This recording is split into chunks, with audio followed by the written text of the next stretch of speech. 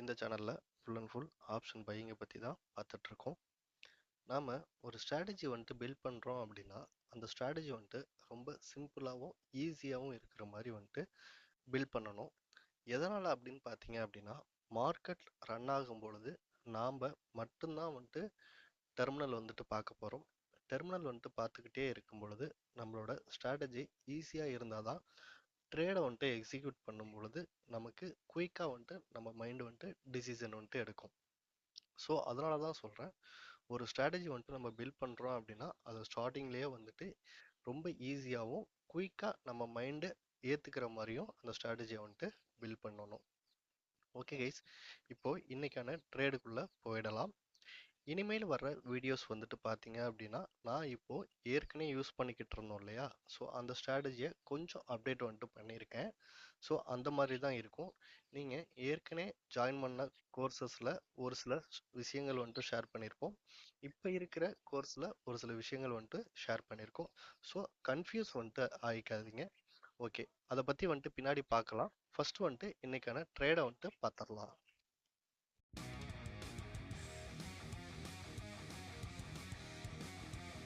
வந்துட்டு பார்த்தீங்க அப்படின்னா இன்னைக்கு சென்செக்ஸ் எக்ஸ்பைரி. ஸோ நம்ம ஃபஸ்ட்டு ப்ரிஃபரன்ஸ் வந்துட்டு சென்செக்ஸுக்கு தான் கொடுக்கணும். நம்ம இப்போ நிஃப்டி சார்ட்டும் பார்க்குறோம், சென்செக்ஸ் சார்ட்டும் பார்க்குறோம் இல்லையா. இங்கே பாருங்கள், சென்செக்ஸை பொறுத்த வரைக்கும் நம்மளோட இம்பார்ட்டண்டான ஒரு பையிங் கேண்டில் வந்துட்டு மார்க் பண்ணியிருக்கோம்.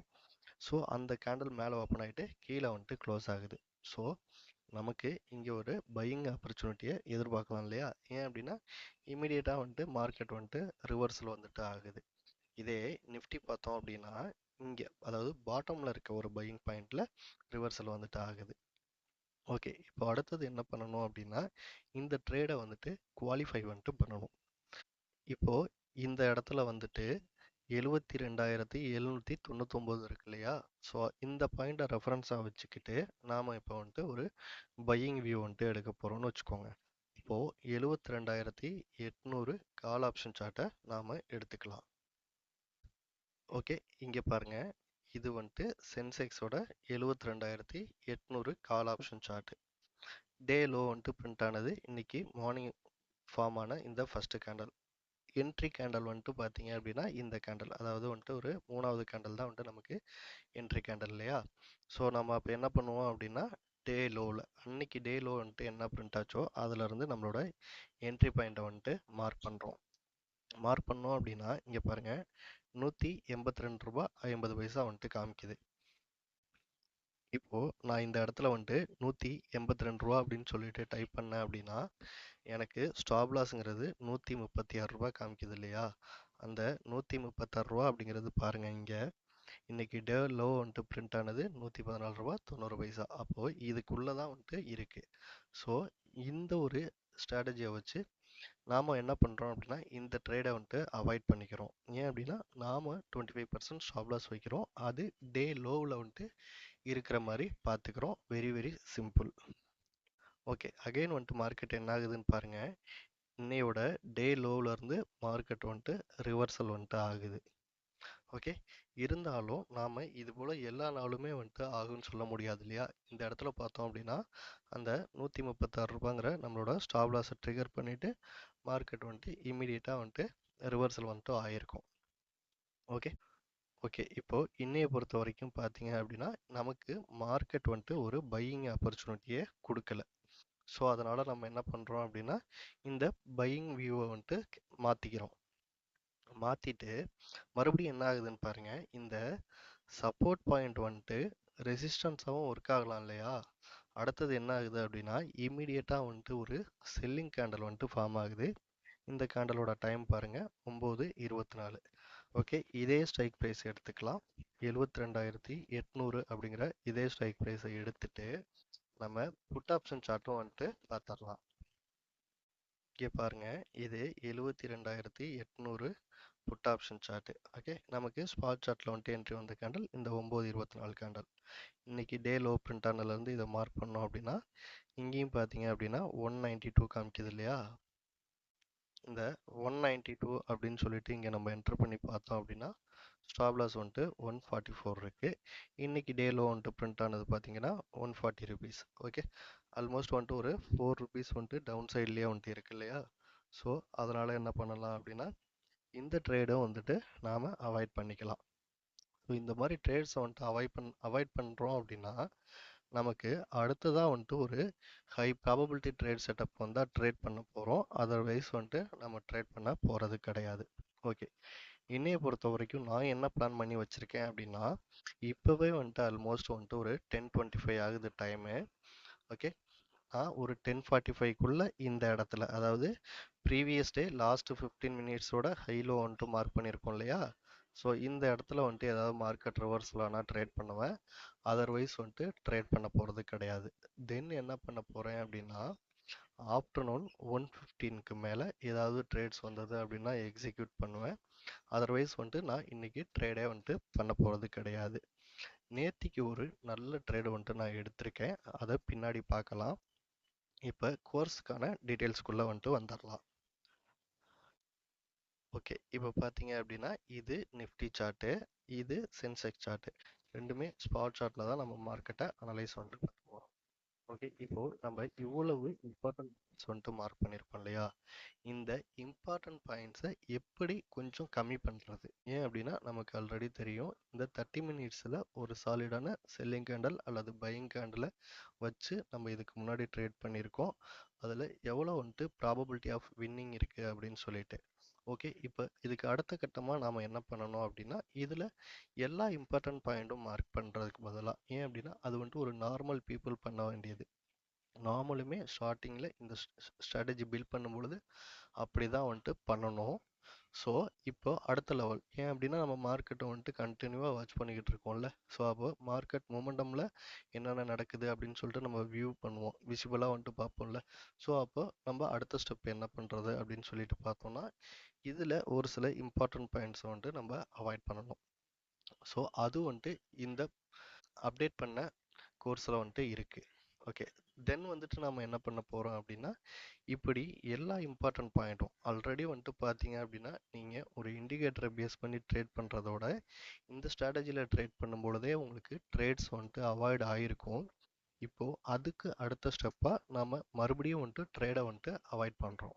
அதாவது நமக்கு வின்னிங் ட்ரேடு வந்துட்டு ரொம்ப வேணும், லூசிங் ட்ரேடு வந்துட்டு கம்மியாக இருக்கணும். ஸோ அந்த மாதிரி வந்துட்டு இந்த ப்ராடக்ட்டில் நான் வந்துட்டு அப்டேட் வந்துட்டு பண்ணி வச்சுருக்கேன். ஓகே, மறுபடியும் உங்களுக்கு அகைன் இன்னொரு கொஸ்டின் வரும், இதை எடுத்துகிட்டு போய் நான் எல்லா ஸ்கிரிப்ட்லேயும் ட்ரேட் பண்ணலாமா அப்படின்னு. நான் எல்லா ஸ்கிரிப்ட்லேயும் வந்துட்டு இதை பேக் டெஸ்ட் வந்துட்டு பண்ணலை, எனக்கு அதுக்கான தேவையும் வந்துட்டு ஏற்படலை. எனக்கு வந்துட்டு பார்த்தீங்க அப்படின்னா நிஃப்டி சென்செக்ஸ் இது ரெண்டுலேயுமே வந்துட்டு ஃபோக்கஸ் பண்ணாலே எனக்கு போதுமான அளவுக்கு ரிட்டர்ன்ஸ் வந்துட்டு வருது. உங்களுக்கு வந்துட்டு அப்படி தேவைப்பட்டது அப்படின்னா நீங்கள் எந்த ஸ்கிரிப்டில் வேணால் வந்துட்டு பேக் டெஸ்ட் பண்ணுங்கள். ஆனால் மினிமம் வந்துட்டு ஒரு 3 மந்த்க்கு ஒரு பேக் டெஸ்ட் பண்ணி அதோட ரிப்போர்ட்டை எடுத்துட்டு அதுக்கப்புறம் வந்துட்டு நம்ம ட்ரேடிங் செஞ்சுடுங்க. செக் பண்ணிவிட்டு அதுக்கப்புறம் வந்துட்டு பை பண்ணிக்கோங்க. ஏன் அப்படின்னா இது என் கையில் கிடையாது. நீங்கள் போய் எந்த லிங்க்கை வந்துட்டு கிளிக் பண்ணி பை பண்ணுறீங்களோ அந்த லிங்க்கான கோர்ஸ் தான் வந்துட்டு உங்களால் வந்துட்டு ஆக்சஸ் வந்துட்டு பண்ண முடியும். நான் ஆல்ரெடி வந்துட்டு கண்டினியூவாக ஃபாலோ பண்ணியிருக்கேன். நான் வந்துட்டு இப்போது எனக்கு ஸ்க்ரீன்ஷாட்ஸ்லாம் நான் வந்துட்டு எடுத்து வச்சுருக்கேன். எனக்கு வந்துட்டு ஒரு ஐடியா இருக்குது அப்படின்னா அந்த மாதிரி மைண்ட் செட்டில் இருக்கவங்க நீங்கள் அதை மறுபடியும் வந்துட்டு டெவலப் பண்ணுறதுக்கு வந்துட்டு ட்ரை பண்ணுங்கள்.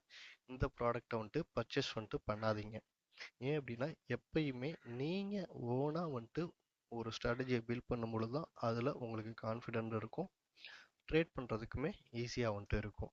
நான் வந்துட்டு ஆல்ரெடி மார்க்கெட்டில் நான் வந்துட்டு எக்ஸ்பீரியன்ஸ் பண்ணதை தான் நான் இந்த கோர்ஸாக வந்துட்டு வச்சுருக்கேன். ஓகே, நான் இந்த மார்க்கெட்டில் இப்போ கடந்த காலங்களில், அதாவது இதுக்கு முன்னாடி வந்துட்டு பார்த்தீங்க அப்படின்னா டெய்லி எக்ஸ்பீரியன்ஸ் வந்துட்டு இருக்கும். இப்போல்லாம் வந்துட்டு எக்ஸ்பீரியன்ஸ் வந்துட்டு கம்மியாக இருக்கு இல்லையா? ஸோ நான் ஒரு சில விஷயங்களை வந்துட்டு இங்கே வியூ பண்ணேன். ஸோ அதை தான் வந்துட்டு ஏற்கனவே இருந்த அந்த கோர்ஸ்லேருந்து இந்த கோர்ஸை வந்துட்டு கொஞ்சம் அப்டேட் பண்ணியிருக்கேன். ஓகே கைஸ், இப்போ நேத்திக்கான ட்ரேடுக்குள்ளே போயிடலாம். ஓகே கைஸ், இது வந்துட்டு பார்த்தீங்க அப்படின்னா நேத்திக்கு நடந்தது. நம்மளோட இம்பார்ட்டன்ட் பாயிண்ட் வந்துட்டு நிஃப்டிலையும் மார்க் பண்ணியிருக்கோம், சென்செக்ஸ்லேயும் மார்க் பண்ணியிருக்கோம்.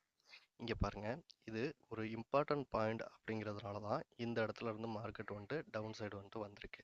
ஓகே, இதே நாம சென்செக்ஸ் நாளைக்கு எக்ஸ்பைரி இருக்கு அப்படின்னு சொல்லிட்டு சென்செக்ஸ் சார்ட்டை மட்டுமே வாட்ச் பண்ணிக்கிட்டே இருந்தோம்னா இந்த ஒரு மொமெண்டம் வந்துட்டு நம்மளால வந்துட்டு கேட்ச் பண்ண முடியாது. ஸோ அதனால தான் நான் சொல்றது 2 இண்டெக்ஸோட சார்ட்டும் இந்த மாதிரி வந்துட்டு வியூ பண்ணும் அப்படின்னு சொல்லிட்டு. ஓகே, இப்போ பாருங்க, நான் நிஃப்டியை பேஸ் பண்ணி சென்செக்ஸில் நான் ட்ரேட் பண்ண போகிறேன். இந்த கேண்டல் வந்துட்டு எனக்கு ஒரு செல்லிங் கேண்டல், அதாவது நேத்தியோட 2வது கேண்டலை. ஏன் அப்படின்னா நாம் இப்போ அப்டேட் பண்ணியிருக்க கோர்ஸில் நம்ம இந்த இம்பார்ட்டன்ட் பாயிண்ட்ஸை வந்துட்டு ரொம்ப கம்மி பண்ணியிருக்கோம்.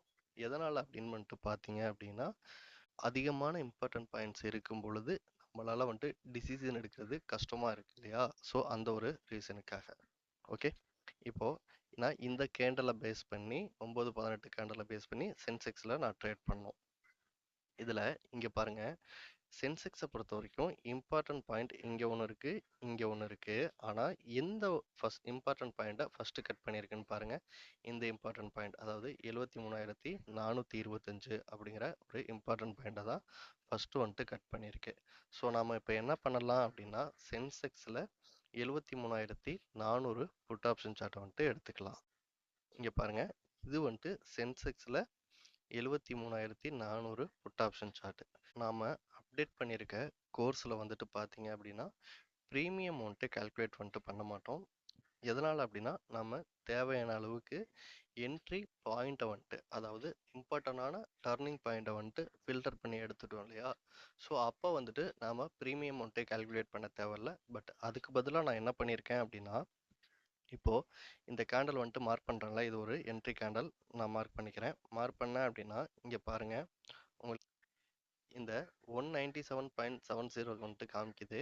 நான் என்ன பண்ணுவேன் அப்படின்னா 198 வந்துட்டு ப்ளேஸ் பண்ணுவேன். என்ட்ரி பாயிண்ட் ஒரு ரவுண்ட் ப்ரைஸாக இருக்கட்டும் அப்படின்றதுக்காக. ஓகே, இப்போது நான் 198ல் வந்துட்டு என்ட்ரி எடுத்தேன் அப்படின்னா அதுலேருந்து எனக்கு 25% வந்துட்டு ஸ்டாப் லாஸ், 50% டார்கெட்.